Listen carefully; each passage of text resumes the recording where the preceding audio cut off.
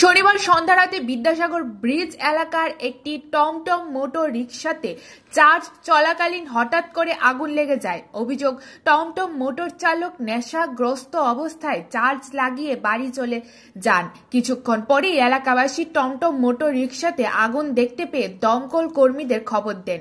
দমকলের কর্মীরা ঘটনাস্থলে গিয়ে আগুন নিয়ন্ত্রণে আনেন। তবে টমটম গাড়িটি বাঁচানো যায়নি। মালিকের নাম প্রিয়তোষ চক্রবর্তী। বর্তমানে টমটমটি একজন চালক দিয়ে গাড়িটি চালাতেন মালিক, কিন্তু চালকের নাম এখনো জানা যায়নি।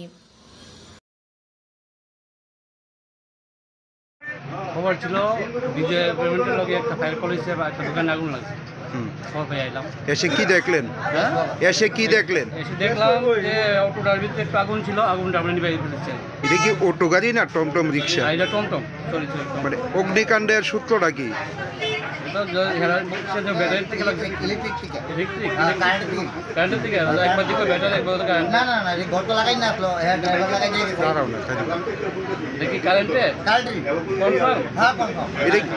চার্জে লাগানো ছিল। মালিকের নাম টাম পাইছেন আপনারা? নামটা বিনয় তোষ চক্রবর্তী, বাবার নাম বিনয় চক্রবর্তী। এখন কি মানে গাড়িটার কি অবস্থা পাইছে? মানে গাড়িটা তো মিনিমাম তো কিছু লস হয়েছে, টুকটাক 50,000 টাকা বলছে। আপনারা কোন স্টেশন থেকে? নায়ামজি বাজার ফায়ার স্টেশন।